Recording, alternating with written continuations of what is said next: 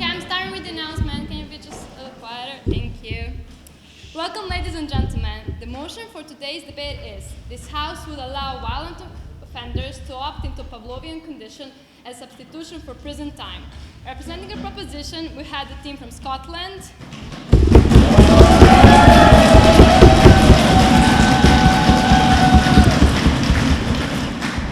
And on the opposition, we had the team from Qatar.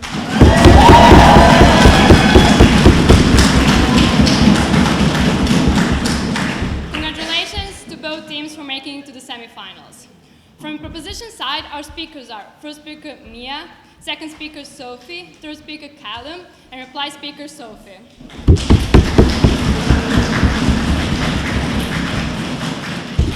On the opposition side, our speakers are first speaker Fatima, second speaker Amira, third speaker Mira, and reply speaker Amira.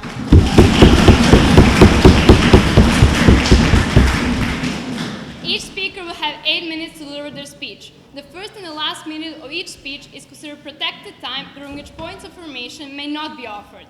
The judges will signal at the end of protected time at the 1 minute mark, after which POIs can be offered, and will signal the return to protected time at the 7 minute mark.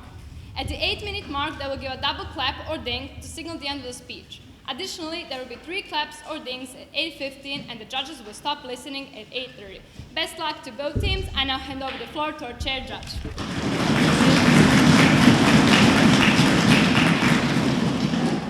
Thank you, and welcome everyone to the semi-finals of World Schools 2024.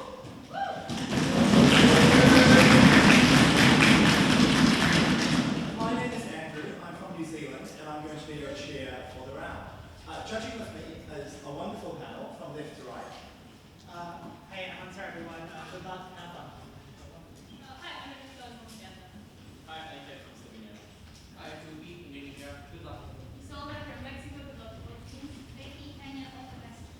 Great. So just so you know, we'll be hearing a bell that sounds like this. At 1, 7, twice at 8, and 3 times at 15, but please do keep your own time as well. Are there any questions before we begin? Without further ado, I welcome up the first proposition debater, speaker to open this debate.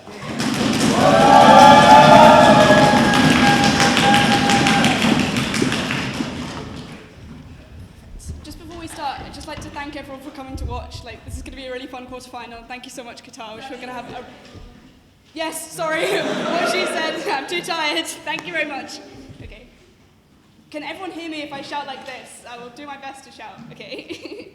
Starting in 3, 2, 1, go.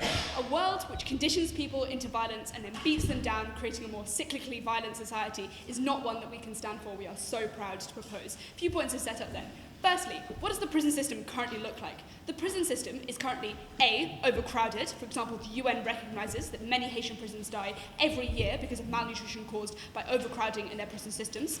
B, the system is underfunded, that is to say it does not receive enough resources in order to be able to cater for the large number of people using its services. And C, it is demonised. That is to say that people demonise the people within the prison systems, therefore stand completely against any attempts to give them more money or to fund them in any way, therefore the situation is unlikely to improve.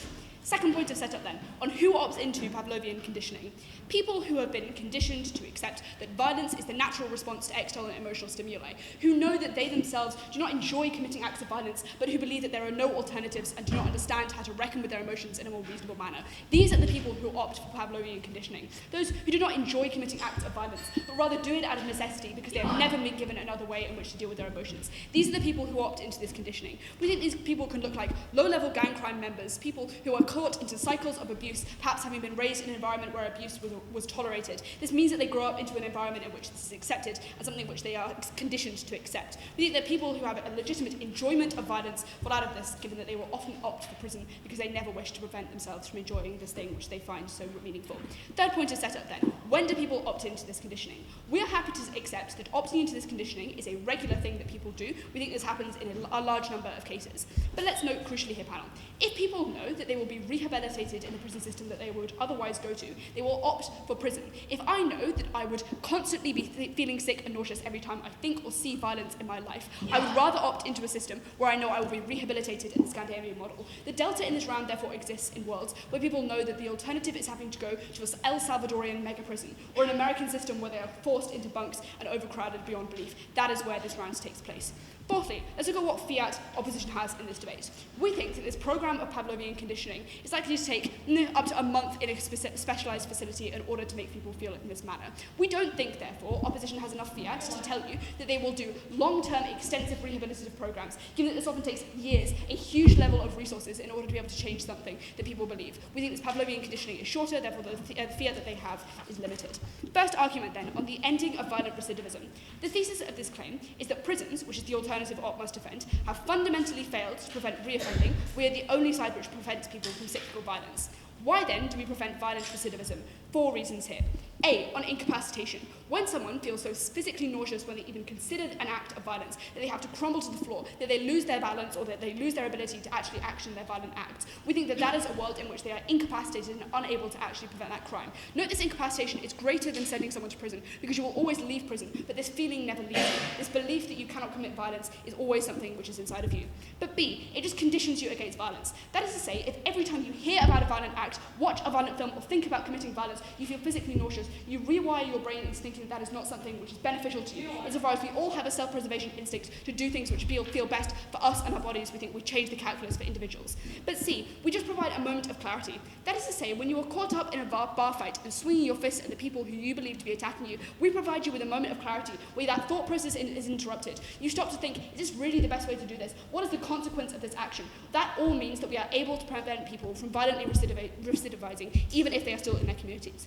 But D, on the inability to plan violence. Panel, the most egregious forms of violence are premeditated. We think that what this looks like is you being unable to think through the logical steps of how you would commit a violent act, being unable to sit down and go, I will murder, I will rape this woman, and I will do so in a step-by-step manner. You are unable to do that. That means that the most egregious forms of violence are just prevented under our side, when no planning, no premeditation can ever take place.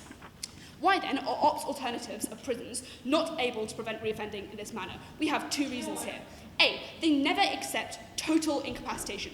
That is to say, very few countries actually have full life sentences which send someone away for their entire life. What we are talking to you about is incapacitation for the rest of your living days. But crucially also, even if you have a lengthy sentence before going into a prison, there are just ways in which you are able to get off. Technicalities mean that you may be let off early, you're let off on good behaviour, or maybe you manage to get a lawyer which gives you a good appeal. All of this means that incapacitation under their side never actually prevents the people who are going to be the most at risk of violence from falling to that again. But B, prison just cannot fix the underlying issues which mean that people commit violence. This is for 3 reasons. 1, prisons lack resources. As already characterised to you, they are underfunded by governments that just know that their populations do not care about sending money to prisons. 2, they are overcrowded. This means that even if rehabilitation was attempted in these prisons, it would never be effective because the harms of being in prison uniquely outweigh any of the benefits that OP could possibly claim. But thirdly, on complete lack of public sympathy. That is to say, the situation in prisons is never going to materially improve because there is no way that you win votes by saying that we are going to send more money to the people who have committed crimes against you. That is just not something which politicians are willing to do. Why then do we care about ending recidivism over a principle of retribution? They are going to tell you that retribution, that punishment, is the most important thing in the justice system. We can test this principle. Notice, the state has an obligation to protect us as individuals from violence, and we think that we win this principle clash in 2 ways. A, on scale. If they want to tell you that victims feel sad when they see that the person who has committed a crime against them or their families is not being punished harshly, we just tell you on scale this is a small group. If the way up is between victims feeling a little bit upset or literally thousands of people being subject to violence on the streets, a woman who is trapped in cyclical domestic abuse, never being able to escape that because her abuser just goes into prison, becomes more violent and then escapes, low-level gang criminals who become entrenched in those cycles because they are never interrupted, we think that on scale we are winning this point. But B, the state just has an enormous obligation to protect you from violence. That is to say, the state actively limits the way in which you and I are able to protect ourselves. I am not able to carry a knife even if I live in a dangerous area because the state tells me that that is not allowed, that is against the law. Therefore, the state has an obligation to protect you from violence because it is infringed on your ability to protect yourself. That means that the only way for this principal obligation to be met is by the state preventing you from being the victim of violence, and that means doing something which prevents violent offenders from ever being able to do their violent offences again. The impacts of this are enormous, panel. We literally end violent offending. We can stop people from being trapped in domestic abuse. We stop gang members from being entrenched in their violence. We stop people from dying. We stop women from being attacked on the streets. All of this is materially impactful, panel. We are saving lives. We are preventing people from being harmed in incredibly dramatic and life-altering ways. Before I move on to my second argument, I'll take a point.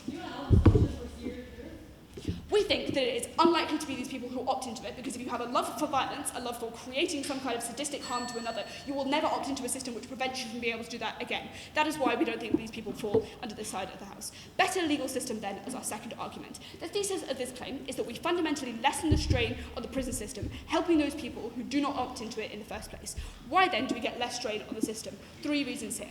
1, we just have fewer numerical people in the system. We think it is a large number of violent offenders who commit violent acts because they are conditioned to do so, because they feel under pressure in the moment, not because they actually enjoy violence or because that's something that they meaningfully feel is beneficial to them. We think these people are removed who would have been stuck in the system for 10, 20 years, clogging up and freeing up spaces. But B, we decrease the number of high-resource offenders. That is to say, if someone is cyclically reoffending, do you know what that gives them? A great knowledge of how to escape from prisons, a great knowledge of how to get around the systems that prison officers use to contain them. So when these people come back into prison, you have to put more guards onto shift when they are in the prison. All of this means that it is resource intensive to keep these people locked up. But C, we just prevent reoffending. See all of our previous analysis about how we're able to lessen the strain on the system by decreasing the number of people who are involved in it. This is simply good because A, we think the conditions become better, but B, because we get rehabilitation is more likely under our side of the house insofar as we are able to access the £50,000 per year that it costs to keep an individual in prison. It is under our side that the people who opt into the system and those who do not and opt to remain in the prison system are actually materially impacted. We prevent violence and we save people from violence. So proud to propose.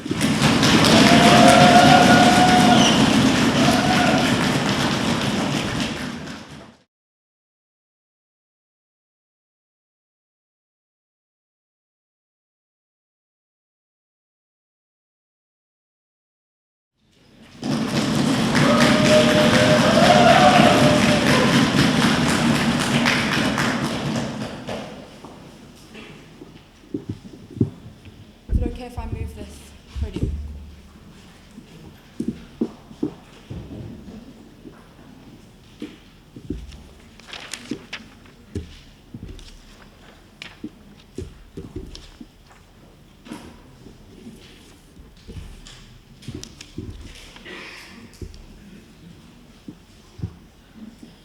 Okay, can everyone hear me? Great, panel ready? Okay, I'll start in 3, 2, 1.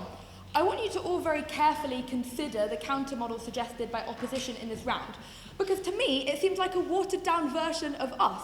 What is therapy but trying to recondition your brain in a less harsh way?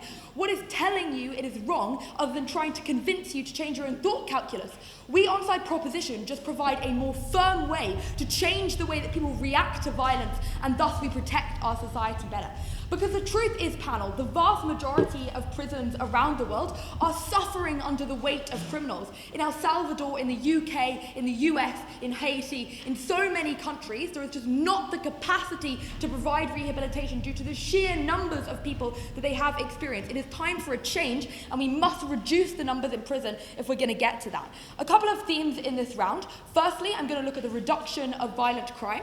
Secondly, I'm going to look at the justice system. And finally, I'll weigh on victims. Let's then, firstly though, discuss the setup in this round. Although we preempted their model on rehabilitation, they've tried to tell you that they have a lot of capital to set this up. I think that Mia frames clearly to you where a program of rehabilitation implementing in prisons is very different to what we suggest. Because notice, a lot of this capital comes from the fact that we have fewer people in prison in the first place. They are saying they're going to fund having more people in prison under their side, and on top of that, they're going to fund having rehabilitation centres. Secondly, rehabilitation is a very, very long-term solution. We're saying these types of medical conditioning often looks like an intensive program which you go through upon conviction, as Mia flags, and this might take a month or a couple of months. But comparatively, things that they suggest, the wide plethora they suggest, things like therapy, which is going to address all of the childhood trauma that catalysed your move to violence, that it's going to give you the skills to get a job, all of those options they suggest are years-long programs, which just means thousands and tens of thousands of more investment per prisoner they suggest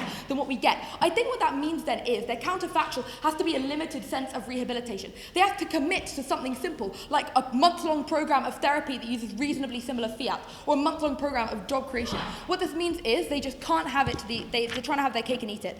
But let's be charitable here, and let's engage with why we disagree with this model of rehabilitation. Because as I flag in my introduction, this is just a mitigatory argument, because rehabilitation in these scenarios is just very, very similar to the reconditioning that we're trying to do. What are the unique mechanisms they give you, though, to explain why they think it is different? The first is, the problem with Pavlovian conditioning is that you don't ever believe that what you did was wrong, whereas in therapy we'll explain to you why it was wrong. Here's the problem with this. Firstly, if they're talking about signalling effects, which suggest to you that what you did was criminal and wrong, that still exists, because you've still been through the criminal justice process, having to stand up in a court of law. You've still been convicted of a crime. You still carry a sentence. And what I would notice here is that even Pavlovian conditioning, if you opt into it, still suggests that what you did was so wrong, we're going to have medical professionals condition it out of you, that it's something so dangerous that we want to push it away, that it was something so actively damaging we need to eradicate it. So if therapy and teaching you why you did it was wrong signals that when we think the state acting so harshly to try and make sure it doesn't get to you is also wrong. But secondly, they tell you the reason that this doesn't work is because you don't actually know how to manage your anger. What I would note is the delta on this point here, right? They suggest that therapy will be sufficient to teach you techniques that in every scenario you'll be able to successfully implement. What that is to say is, they say you just won't get angry in the first place because you'll be able to stop it.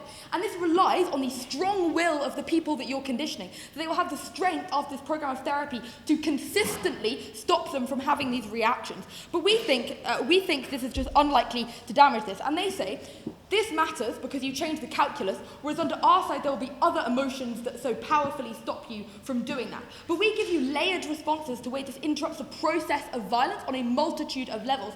Because we tell you, one, it just conditions you to even stop thinking about it. So when those first seeds of thought re-enter your mind after being convicted, you're immediately turned off by it. And it isn't to say that you want to override that nausea, but just that conditions to you because it's not something that feels good to you anymore. So even if before it felt like vindication, that psychological sense of vindication is just undercut by the immediate physical reaction of nausea, which turns you off. And when that becomes a less regular thinking pattern in your life, it's no longer the framework through which you view the world, and that allows you to reduce the even thinking about it. But secondly, it just limits your capacity to actively do it. And this matters because they rely on potential perpetrators consistently opting not to commit violence because they understand now why it is bad. We think this actively interrupts the act of doing it. They say, oh no, but you can still carry on while you're being nauseous and you can still do those things. We think that is likely true in some scenarios, but nausea is a severe impediment to more serious crimes in two ways that Mia flags to you. The first is on premeditation, which they fail to respond to, which is it becomes harder to plan it because you feel so awful at every step of the way that you wish to turn away. So the excitement that serial killers or sexual abusers get from consistently planning their crime is just undercut by feeling bad whenever you do it. But the second thing is just, the truth is nausea does impede your ability to do anything, like debate well. It certainly impedes you massively physically. Mia talks about how severe nausea might lead you to feel dizzy, to fall to the floor, to simply slow your action. And in our absolute worst case scenario panel, that gives the victim time to run away and the police to jump on top of that person. And we think even in those marginal scenarios, the delays that we're going to get in those cases or prevent people from committing crime just prevents the harm from being done in those scenarios. So what we think this means is, if you want a very material way to reduce the amount of violence that people are committing, it's only under our way when we interrupt the process at every single moment. We think their types of therapy are limited in their success, partly because of their capacity, but secondly because it relies on an emotional refunctioning of the brain rather than the harder alternative that we get. What I want to notice, though, on the arguments about the criminal justice system, is we accept that the criminal justice system can be very useful in terms of reducing crime under our side of the house. And I note a lack of response to this in their first. Because what we told you is when we had fewer people numerically in prisons, and this was compounded by our second argument that we got fewer people re-offending, we were able to reduce the overcrowding that stops prisons from being able to function. And the problem is, panel, this is a constantly compounding issue. So even if they take these rehabilitation facilities, because if they invent them, the problem is the prison population is continuing to trend upwards. See the average custodial sentence length in Scotland going up by 80% over the last 10 years. This means that it will soon just be overpowered by the increasing number that they incarcerate. When we prevent these people then from getting incarcerated, we're able to liberate what services do exist to actively help people. So one, we prevent the cycles of violence in prison, because you don't have things like resource fights over who gets the bed with the toughest one winning out. You don't have fights over who gets the best plate of food because there's a plate of food for everyone. But secondly, what services do exist can now be more widely accessed. And this is crucially because we told you that violent prisoners were often ones who took a lot of resources because they needed a lot of guards because they were perceived as a threat. Before I move on, I'll take that. Okay, still same question. Would you be okay with a war criminal getting away with genocidal times for opting for things like Halloween conditioning?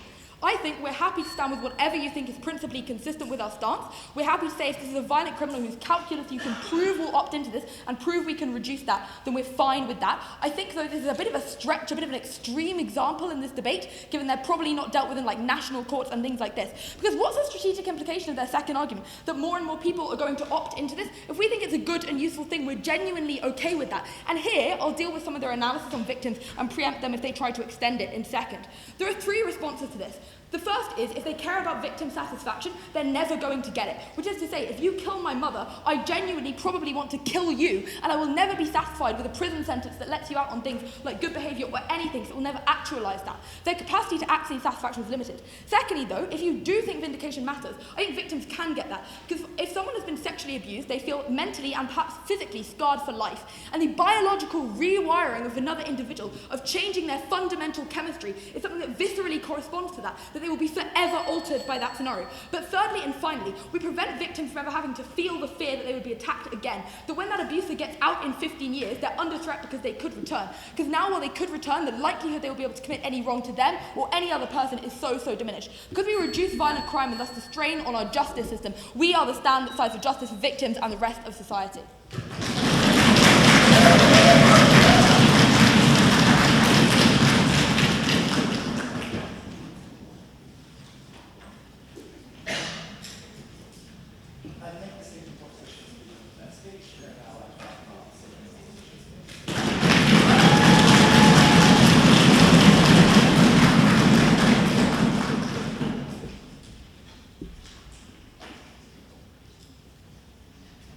Okay. I'll start my speech in 3, 2, 1.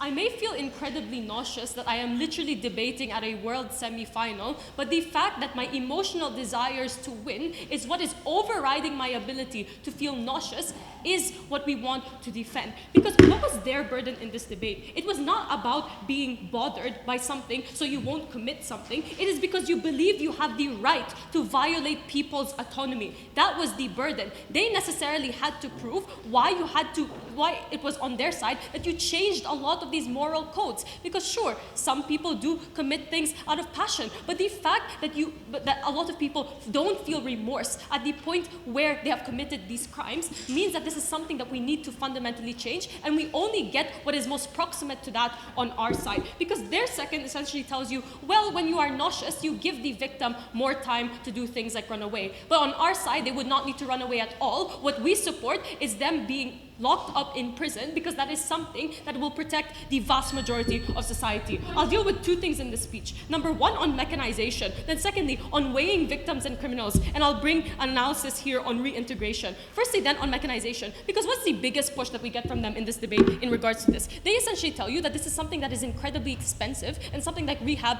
cannot be done. We have three responses to this. Firstly, this isn't expensive, because sure, initially it may have a cost, but at the point where you spend a lot of time trying to instill and improve moral code in people, the fact that you give better ways to cope with something to cope something with violence and resentment, this is something that is far less expensive into the long term, because this is what reduces recidivism in the first place, because you give people the ability to find ways to cope, because they never essentially explained in their speech why you essentially change the moral ways that people think. Because sure, I may feel nauseous, but I still have principled beliefs. At the point where some people feel like it is okay to violate the autonomy of someone else, or they find it okay to hit their spouse, that is not going to change. They may feel nauseous, but that is something that is still fundamentally remaining. But secondly, if anything, here's the flip. It is far more expensive on their side when you need to go through literal intense therapy sessions that fundamentally change your biological tendencies to something that was once second nature to you. Because note that they never actually mechanize this, and I'll talk about this later. But the third thing that they say here is you can't actually cater to the amount of people you're talking about. Note that we think that financial capital is symmetric on both sides. We think that at the point where you can do things like this pavilion conditioning to anyone who literally opts into it, and we gave you analysis as to why most people will opt into pavilion conditioning in the first place, that is when you can transfer a lot of that financial capital into things like rehab. But let's actually talk about their mechanization in this debate, because I am completely confused as to how this was worked. Is this specific to your crime? In the case that you are arrested, are you conditioned to be disgusted to your particular action or to all violence in general? They never actually explained why this would work in the first place. Because what is considered violent? I have no idea. When someone who is for example, a serial killer or someone who committed things like harassment, what is considered violent to them? I have no idea. But secondly, how long does this take? Where does it happen? Because if they're not in prison, where are they kept? We think that this is a safety concern for a lot of people when they're literally going through intense things like therapy, like conditioning. But if anything, even if they are in prison, then a lot of this falls because they can't opt into prison in the first place. But fourthly, I want to note on our side with rehab, you get a lot of personalized treatment. You take in, like for example, a psychiatrist that understands you and your background. You never necessarily change the moral codes that these people had on their side, because what we explained was when you fundamentally talk to someone every day, when you essentially try to cater to this person, when you understand as a psychiatrist what you will do to essentially change how this person thinks, it is not enough to make someone nauseous at the thought of something, but rather that you need to change their moral codes. What they do is they provide a blanket solution in this debate. This is not something that we stand for at all. Before moving on, go. The reason that rehabilitation takes such a long time is because, as you characterise, people are forced into it without believing they need it. Under our side, people opt into Pavlovian conditioning, meaning it takes way less time because you're working with willing participants. Rehabilitation will just never work. Number one, they never necessarily explain how they know that this would work in the first place. Because if they say, well, you can fake being okay, or well, you're forced into it, why does that not exist on their side? You can fake being nauseous. All of the harms that they talk about are completely symmetric at best. But let's actually talk about weighing victims and criminals here. Because what they tell you are people are coerced into making a lot of these violent decisions. Therefore, we ought to give them this essential alternative of things like Pavlovian conditioning. I want to note two things on why this essentially harms victims in the first place. Firstly, while you may have urges to do something, you had to, for example, a lot of people had an extent of control to be able to stop themselves from committing this thing in the first place. This is because the average person has second-order desires. Because note, I may want to slap Mira right now. Sorry, Mira. But what is stopping me is my second-order desire, because this is something that is immoral. I may want to take drugs right now, but the fact that it may fundamentally change me as a person and may screw over my life and my parents would hate me, that is something that I fundamentally will not do. We think that at the point where people violate these second-order desires, when they essentially tell someone that, sure, my harassment to someone else may impact them, but I'm still okay with doing this, we do not care if they opt into Pavlovian conditioning. We think that this is immoral. But the second thing is, even if this is not true, we ought to weigh victim closure to be the biggest priority in this debate. Because let's actually weigh the amount of autonomy that, for example, criminals and, for example, victims have. Because I can concede, sometimes criminals do things out of things like pressure, the fact that some things are genetically predetermined. But here's the weighing. When it comes to someone who was a criminal, you had some extent of control over your action. But when you were a victim, you had none at all. This was the speculative benefit that they essentially brought in the debate. What we think is that victim closure ought to be the main thing that we prioritize at all. But the second thing I want to talk about here is they essentially tell you, well, it is far easier for people to reintegrate on their side. But what we think is that, if anything, it gets far worse. Because we think for you to be able to integrate on, at all, you need to be seen as someone who has done your time. Because guess what? People are pissed at this. Sure, the man who harassed my daughter may at best feel sick every time he thinks of a violent action, but guess what? He's not locked up. Because what essentially P2 tells you is, well, you won't necessarily feel satisfied to the fullest extent because you still want to kill the person who killed your mother. But note that this exists on a sliding scale. What we want to essentially tell you is we want to reparate you to the best extent. Because sure, it may not be 0 or 100, but what we think is when we have the ability to reparate you to the fullest extent. Because on their side, because sure, some criminals may be able to, at best, feel violent or disgusted at the fact that they did something at some certain time. But the point is that they can still go on with their lives at the particular action when they are not thinking about this thought. But what then does this implicate? We think that when people are pissed, when they don't feel as reparated as much as possible, we think that when people put a lot of justice into their own hands. And this is when they identify the crucial thing in this debate, which is violence, which gets far worse when it is not regulated by the state. We think that most individuals now will feel far more violated. And we think at the point where a lot of these individuals need to be punished, because number one, it induces a lot of deterrence, and this was the analysis that we gave you from Fatma's speech. But second, that it is just principally right. We think that like, sure, P2 may be right that you may not able to 100% reparate a victim because the crime still happened, but we think we should do everything in our greatest order to be able to reparate this victim to the fullest extent. Do not let them get away with not valuing victims in this debate. For these reasons, oppose.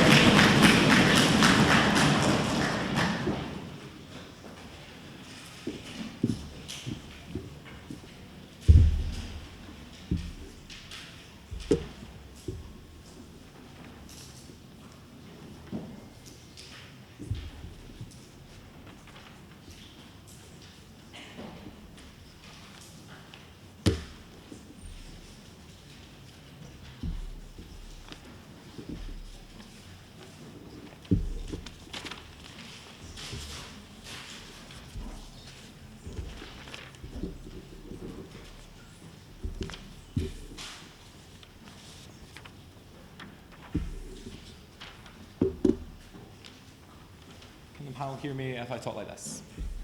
Great.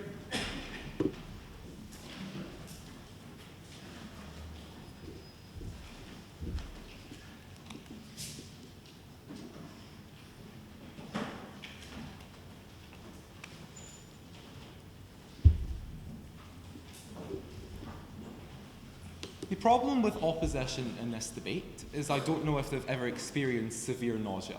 Feeling a bit nervous before a debate is not severe nausea. Severe nausea, the closest approximation which we know of, is probably severe flu, where people are literally hospitalized, where you're bedridden, where you cannot get up. Severe nausea is totally incapacitating. It is where you cannot get your bearings because you're incredibly dizzy. It's where you physically cannot do anything because you're bent over throwing up. You are totally incapacitated. This was not butterflies in your stomach. We're going to look at a couple of things in this speech. First of all, on recidivism, looking at the comparative and rehabilitation as well, and then we'll deal with all the extraneous claims which they try and throw out. Let's look at recidivism, because this is the main clash and most important thing in this debate. We give you 4 ways in which we prevent recidivism. First of all, we incapacitate people. Second of all, we overpower desires to commit violent acts by training people and conditioning them to automatically see it as negative. Third of all, we provide a moment of clarity. And fourth of all, we prevent premeditation. They never respond to the first and fourth, apart from saying it is not that bad. We've dealt with that in the introduction. Also, just look at the word severe. The only responses we get is you're unable to carry out a moral, these people do not carry out a moral calculation. They do not understand that their actions are bad. No, thank you. They're simply not going to think about what they're doing under our side of the house because they've not had rehabilitation. The problem is they don't think under either side of the house. We're talking about people that are blurred in anger. We're talking about people that are literal sickos and like violence in the first place. We're talking about people that are pressured and have no alternative. The reason we're able to tip these people over is because conditioning tells you this is bad. Nausea is ultimately a negative response. It tells you when you feel nausea, when you see violence, that this is ultimately negative and is something you should steer away from.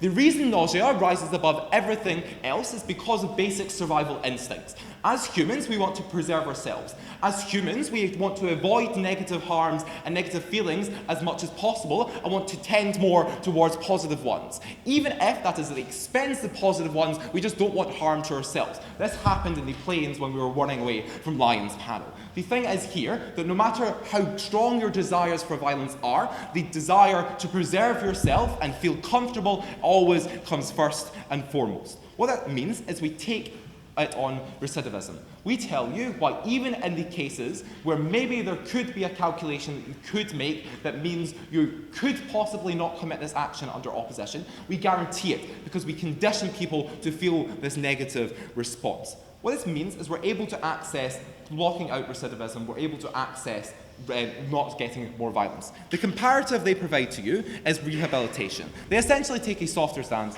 as Sophie highlights. I want to give 3 layers of responses to this. First of all, We tell you in proposition and set up why they do not have fiat to be able to access this. They finally respond, no thank you, in O2 with two things. One, they have more money under their side of the house because they reduced recidivism. No, the fiat question was prior to this. It told you why an upfront cost was greater under their side of the house for rehabilitation. The recidivism clash was a downstream of this. The reason they tell you that rehabilitation works is the reason why it's so expensive. It needs to be incredibly personal. It needs to take a long time because you need to take a soft approach. They tell you that the Pavlovian therapy is also very expensive. But no, because we take a harsher stance, because we subject people to harsh, intense treatment, it is a much shorter window. Because they inherently need to take a much softer approach, we need to deconstruct all the internal desires that people have, no thank you, tell them why that's wrong, and rebuild it from scratch, it is inherently more expensive. Therefore, they're just not able to access their alternative at all. Their alternative was people running free after 10 years in prison. Secondly, even if they get rehabilitation, it doesn't work for two reasons. A, you simply do not trust the system. Your therapist can be the nicest person in the world, but you do not trust them because they are part of the government that locked you up. You're unlikely to believe them and buy into the system. Under our side, there is no buy-in because you either opt into this or you don't. When you opt into Pavlovian therapy, it is forcing you to do this. It is forcing you to feel these motions. It is no level of buy-in whatsoever. But B, I just think our analysis on why there are poor conditions under proposition no thank you is a prerequisite to then accessing rehabilitation.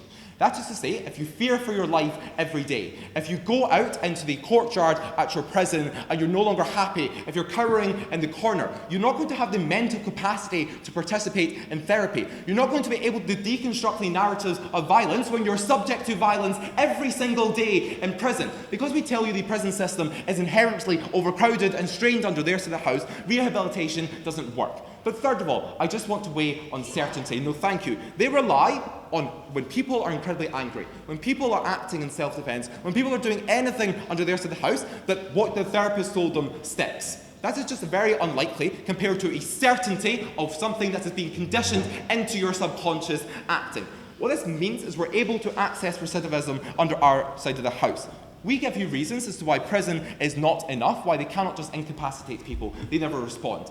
Even if they can incapacitate people for 10 to 20 years, they still leave and are violent under their side of the house, actually more violent than they would have been without going to prison in the first place. I want to weigh on this over everything else. Because their main push in O2 is on victims. They tell you they need closure, they need retributive justice. A, on scale. The government has an obligation to every single person in society. That includes victims, but it also includes everyone in this room. Given that we fulfill that obligation to the greatest extent by protecting everyone instead of just catering to a minority, that's important. But B, we tell you the government should not commit an act of wrong, even if at the expense of alleviating some harm. That is to say, by letting someone out that is likely to commit a harm, the government is actively hurting people. We are fine with trading off alleviating some suffering as long as the government does not commit an act of wrong. Therefore, we win on recidivism, and this is the most important clash in this debate. Let's look at their two other claims. First of all, in O1, they tell you they get deterrence under their side of the house. Three responses. First of all, no thank you. People committing violence do not act rationally. Either this is a subconscious thing that drives you to do this. Either you're a sicko that simply enjoys this, or this is something of necessity. You're not going to stop and think, I wonder what the possible consequences of this are. You're simply driven to it in your subconscious. But second of all, you never think you're going to get caught. You commit a violent act when there is not a police officer around and you think you can get away with it. Deterrence doesn't work anyway. But third of all, I care more about preventing recidivism than creating deterrence. That is because, let's say in a hypothetical world, 5 new people a year commit an act of violence under our side of the house. But in a span of 20 to 30 years, we are stopping 500 or 600 more people from committing continuous acts of violence. Even if there is less deterrence, the new people committing that violence is simply less on scale than those who will recommit under their side of the house. Second claim they give you is on closure. 3 responses to this. First of all, no victim is ever going to access maximal closure. You have been absolutely violated by someone. Your daughter or son has been killed. You're never going to access complete retribution or closure because the emotional harm that you entailed plus the physical harm will not live up to 10 years in prison. Also, under their side of the house, the government deigns a worth on that person's life. They tell you, oh, that person's life is only worth 10 years. The person that committed this crime and killed your daughter is only going to get 10 years. But second of all, the government listens to you under either side of the house. The government tells you that we listen to you and hear your crime. It is just about which method is best. But third of all, I simply think we're the side because we win recidivism, we reduce fear. And fear is a much stronger emotion than anger because it lasts for the rest of your life. For all those reasons, so proud to propose.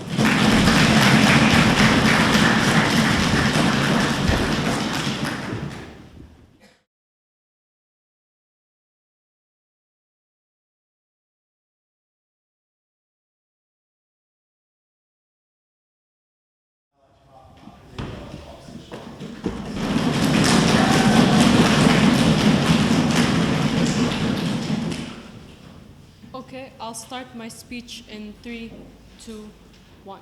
Let's talk about two things. Number one, on reoffense. But secondly, even if you cannot give us the ballot on reoffense, why then do we win on victims and reparating them? Firstly then, on reoffense. Because what's the first and biggest push that they tell you down the bench? They essentially tell you that most people want to avoid these personal harms of things like nausea because it's something that is an overwhelming emotion, etc. We had two responses to this. Firstly, we already empirically denied that most people, because they misconstrue what nausea is. We think that a lot of people will opt into this thing in the first place. But second, and here's the important part, is that we do not have epistemic access to all people's emotions. Because they may be right. There may be a lot of individuals who do have their nausea overriding their emotions. But the problem is that this is completely speculative and uncertain. At the point where there's even two people out there who have a lot of their hatred, jealousy, and vengefulness taking precedence over the nausea that they themselves claim, that is already a net harm that you put on victims. That is already a net harm that you put on wider society. The fact that a lot of their benefits on things like, oh, well, you don't know whether, they essentially assert that nausea will take over everything. The fact is that this is uncertain and this is not a benefit that they can claim in this debate. Well, what's the second thing that they tell you here? They essentially tell you that things like violence would decrease, and that they specifically within their model say that they're going to pick people who feel remorse for their violence. Firstly, we would posit if someone was very violent, we don't understand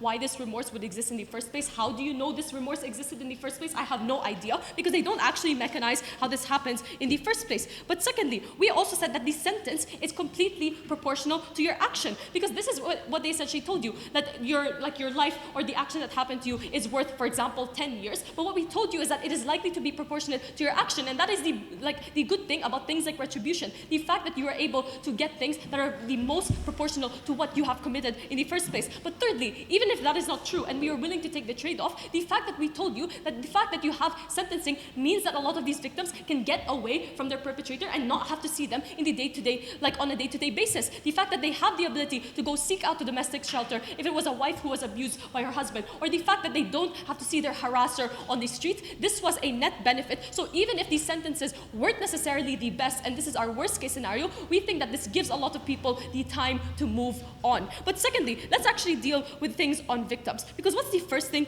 what is essentially the framing that they give you in their whip? They essentially tell you that you have an obligation to an extent to everyone, and that this includes criminals because they were, screwed over by the state, etc. Firstly, we posited in our whip that they are the ones who violated the reciprocal relationship that you had with the state, given that they were the ones who violated a lot of the policies and that you essentially put on them to do things like not commit crime. They were the ones who should not be prioritized in this debate. But secondly, just because you have an extent of obligation to everyone does not mean it is equal. Because what they told you here is, well, you will never be satisfied with the outcome here. But what we tell you is, I agree, you will never be completely reparated when you see your mother killed or murdered in front of you. But the obligation that the state has to you is to reparate you to the greatest ability that they can, because they failed you by principle of them allowing this to happen. That is what we explained, and what we essentially told you in our second speech and later on in our third, is that most people will get angry about this. Most people will try and take justice into their own hands. This is when more people feel as if the state failed them as well. That is when you get worse closure for the victims in the first place. At the very least, we are the ones who essentially, even if a sentence is not the most effective, but this is even talking about worst case scenario, the fact that you have the ability to do things like move on, the fact that they are essentially completely away from someone The fact that they're away from someone for a period of time means that they have the ability to do things like move on. Not only have we told you that a lot of victims are the most priority in this debate and they cannot get away with saying we should prioritize everyone, guess what, we shouldn't. But secondly, we talked about how reoffense happens less on our side and that they cannot have a speculative benefit of nausea taking over everything. For these reasons, let Qatar go to the grand finale.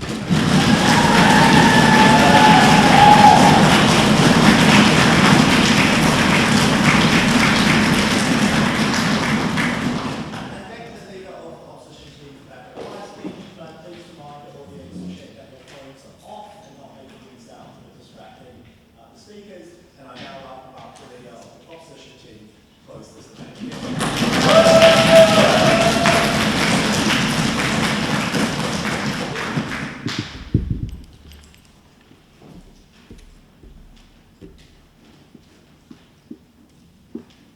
Okay, can everyone hear me? Panel ready? Okay. I'll start in 3, 2, 1. From the top of P1 and down our bench, we were very clear in characterising to you why prisons are so damaging under the status quo, why it's empirically true that they tend to be overcrowded, why they tend to lack enough sympathy to get governments diverting funds to them rather than things like healthcare. And the problem with this here is, even if you think both sides in this debate provide something to these people trying to stop them committing violence, the delta here is they still leave them in prisons. That even after that hour of intensive therapy, they return to having to fight for dominance because the guards have now lost control. That it will always be undercut. That it was only through a conjunction of 1, changing their calculus, and 2, making prisons freer and more just environments that we were able to change violence. 2 themes in this speech. First, on how do we reduce violent recidivism uniquely under our side. We gave you 4 mechanisms to this. We told you that firstly, this existed prior to the act, that A, you were conditioned not to consistently think about it because the physical response you felt every time just caused you to quickly divert your mind, changing the patterns in the way you considered violence. That B, consequently, it was just very hard to premeditate any act. It was very hard to consistently plan or create the most heinous types of crime. But then we told you, during the process or ramp up to an act, we also undermined it. That A, we caused a moment to pause. So suddenly this wave of nausea arrives and forces you to stop in your tracks. That suddenly you are locked out of this red rage that you were once in and taken back. And B, that we literally, in absolute worst case, just literally incapacitate people. That you're dizzy, doubled over, throwing up. That in the worst case, we just impede them from happening even if all of those other mechanisms fail. So these are all contingencies. Why do we tell you that nausea was so big and such a successful impediment? Because as we characterised to you down the bench, this is very primary, very visceral. That physical discomfort undercuts any sense of emotional sentiment because it's something more immediate to you, something that more primarily impacts your ability to survive, that immediately signals to your brain you have to get yourself out of this scenario, not because I want to be satisfied or some higher order. This is very visceral. What did they contest this with? They told you why therapy was a better alternative. I'm not going to bother with reframing on fiat. I'm going to use this reply to then be very, very charitable. Let's say we get this intensive time in Pavlovian reconditioning. They get the exact same amount of time in psychological therapy. Why do we still win? 1, because as I framed to your introduction, they're just still in all of these prisons which are still incredibly damaging. They're still encouraging them to return to cyclical violence. They're still forcing them to fight for resources. And that means that at best their progression is just incredibly minimal. But realistically, it's just undercut by the fight they have to go through every day. But secondly, using our second argument from first, we can organically co-opt the benefits of prisons becoming more rehabilitative. Because when we free up the numbers that exist, those programs that do exist can now be accessed by a higher proportion. That any changes that happen, prisons become a better environment in which to live, so we can organically co-opt that. So what this means is that only under our side do you afford violent criminals the chance to change. What is the weighing here on this? I think they try and weigh down their bench on vulnerable actors. We had a couple ways that we weighed this out in our case. The first is that we told you the state had an obligation to protect each and every individual, and this provided to everyone from whom they removed rights. They didn't have a unique obligation to make victims happy. Their primary obligation was to protect people from harm. So preventing violent recidivism was the most primary obligation of that state. But crucially, just on the scale of violation of rights, right? So if you do think they violate an obligation to victims, notice the scale here. On their side, they actively open up the rest of the population to potential of violent harm and abuse, and on our side, at worst, they make victims upset. So just on the intensity of harm that we're doing to these different groups, even if you won't weigh it on scale, we violate the rights and obligations much more to the rest of the population by exposing them to violent harm. We're happy to upset victims at the expense of that, which means that you should weigh this reduction in violent crime as the most important in this round. But we told you that victims just still got catharsis under our side, because they never explained why prison was the best way to do this. We thought the visceral changing of someone's physiology for the rest of their life was something very proportionate to the scale of harm that you felt emotionally and physically scarred, and they too felt that. But even if you didn't think that visceral harm was enough to make victims satisfied, we liberated them from the feeling of fear. So even if they were angry in the first few months that they knew that person continued walking the streets, they didn't have the response that when these people likely left prison a few years later, they felt fear that they would just return and would be hardened by the hard knocks of criminal life that they themselves concede. And for these reasons, we are very, very proud to stand on proposition.